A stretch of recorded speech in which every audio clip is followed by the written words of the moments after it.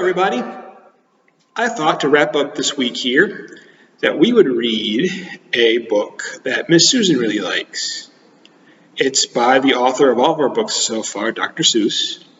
It's called The 500 Hats of Bartholomew Cubbins.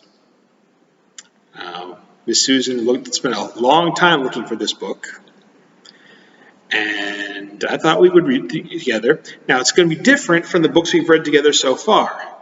It's not told in rhyme. There's a little bit of rhyming in it, but almost none.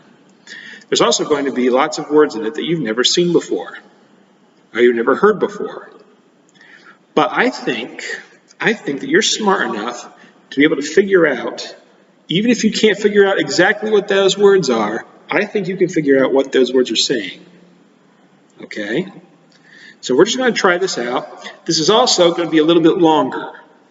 So I think we're going to split this up into two parts. We'll have to see what happens. Okay? All right. So yes, if we don't get one part done this week, we'll read the second part next week. Okay? So, here we go. The 500 Hats of Bartholomew Cubbins by Dr. Seuss. In the beginning, Bartholomew Cubbins didn't have 500 hats. He had only one hat. It was an old hat that belonged to his father and his father's father before him. It was probably the oldest and the plainest hat in the whole kingdom of Did, where Bartholomew Cubbins lived. But Bartholomew liked it, especially because of the feather that always pointed straight up in the air. The kingdom of Did was ruled by King Derwin.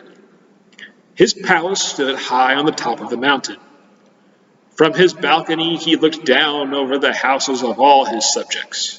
First over the spires of the noblemen's castles, across the broad roofs of the rich men's mansions, and then over the little houses of the townsfolk to the huts of the farmers far off in the fields. It was a mighty view, and it made King Derwin feel mighty important. Far off in the fields, on the edge of a cranberry bog, stood the hut of the Cubbins family. From the small door, Bartholomew looked across the huts of the farmers, to the houses of the townsfolk, then to the rich men's mansions and the noblemen's castles, up to the great towering palace of the king. It was exactly the same view that King Derwin saw from his balcony, but Bartholomew saw it backward. It was a mighty view, but it made Bartholomew Cubbins feel mighty small. Just after sunrise one Saturday morning, Bartholomew started for town. He felt very happy. A pleasant breeze whistled through the feather in his hat. In his right hand, he carried a basket of cranberries to sell at the market. He was anxious to sell them quickly and bring the money back home to his parents. He walked faster and faster until he got to the gates of the town. The sound of silver trumpets rang through the air. Hoofbeats clattered on the cobbled streets. "Clear the way! Clear the way! Make way for the king!" All the people rushed for the sidewalks. They drove their carts right up over the curbstones. Bartholomew clutched his basket tighter. Around the corner dashed 50 trumpeters on yellow-robed horses. Behind them, on crimson-robed horses, came the king's own guards. "Hats off to the king!" shouted the captain of the king's own guards. On came the king's carriage, white and gold and purple. It rumbled like thunder through the narrow street. It swept past Bartholomew. And suddenly its mighty brakes shrieked. It lurched. And then it stopped. The whole procession stood still. Bartholomew could hardly believe what he saw. Through the side window of the carriage, the king himself was staring back. Straight back at him. Bartholomew began to tremble. "Back up!" the king commanded the royal coachman. The royal coachman shouted to the royal horses. The king's own guards shouted to their crimson-robed horses. The trumpeters shouted to their yellow-robed horses. Very slowly, the whole procession backed down the street until the king's carriage stopped right in front of Bartholomew. The king leaned from his carriage window and fixed his eyes directly on Bartholomew Cubbins. "Well? Well?" he demanded. Bartholomew shook with fright. "I ought to say something," he thought to himself, but he could think of nothing to say. "Well?" demanded the king again.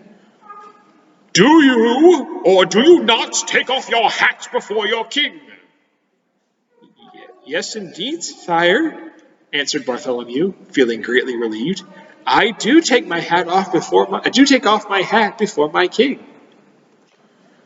"Then take it off this very instant," commanded the king, more loudly than before. "But sire, my hat is off," answered Bartholomew. "Such impudence!" shouted the king, shaking an angry finger. "How dare you stand there and tell me your hat is off?" "I don't like to say you are wrong, sire," said Bartholomew, very politely. "But you see, my hat is off." And he showed the king the hat in his hand. "If that is your hat in your hand," demanded the king, "what's that on your head?" "On my head?" gasped Bartholomew. There did seem to be something on his head.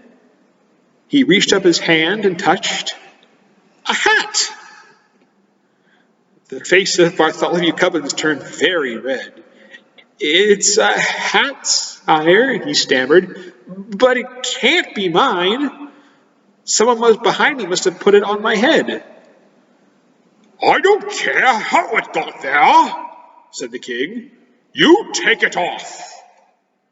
And the king sat back in his carriage. Bartholomew quickly snatched off the hat. He stared at it in astonishment. It was exactly the same as his own hat.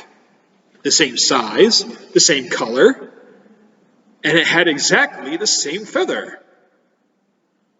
"By the crown of my fathers," roared the king, again leaning out of the carriage window, "did I, or did I not, command you to take off your hat?" "You did, sire. I took it off. I took it off twice." "Nonsense! There is still a hat upon your head." "Another hat?" Again Bartholomew reached up his hand and touched a hat. Come, what is the meaning of all this?" demanded the king, his face purple with rage. "I don't know, sire," answered Bartholomew. "It never happened to me before." The king was now shaking with such fury that the carriage rocked on its wheels, and the royal coachman could hardly sit in his seat. "Arrest this impudent trickster!" shouted the king to the captain of the king's own guards. "We'll teach him to take off his hat." The royal coachman cracked his long whip. The king's carriage swung forward up the street toward the palace. But the captain of the king's own guards leaned down from his big brass saddle and grabbed Bartholomew Cubbins by his shirt. Away flew Bartholomew's basket. The cranberries bounced over the cobblestones and rolled down into the gutter. With a jangling of spurs and a clatter of horseshoes, the captain and Bartholomew sped up the winding street toward the palace. Out of the narrow streets, up on the hill. Bartholomew clung to the captain's broad back. On and on they galloped, past the bright gardens of the wealthy merchants, higher and higher up the mountain, on past the walls of the noblemen's castles. Flop! Sharp wind whisked off Bartholomew's hat. Flop, flop!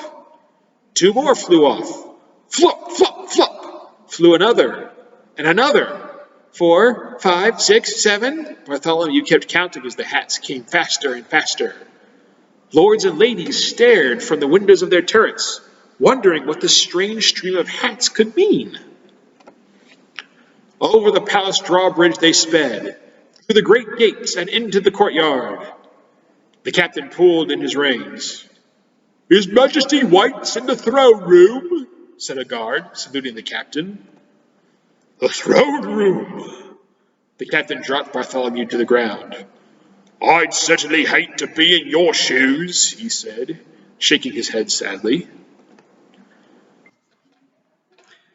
Well, I'm afraid that we've run out of time. Yes, this is something of a longer book than we usually have, and I can only put so much time on these videos. So we're going to leave for Bartholomew Cubbins where he is now, and come back to it some other time. Well, how about next Friday? We'll come back to this next Friday and see if Bartholomew Cubbins can get out of the mess he's in. So that's all for us today. Have a good day, and I will see you on Monday. Bye-bye.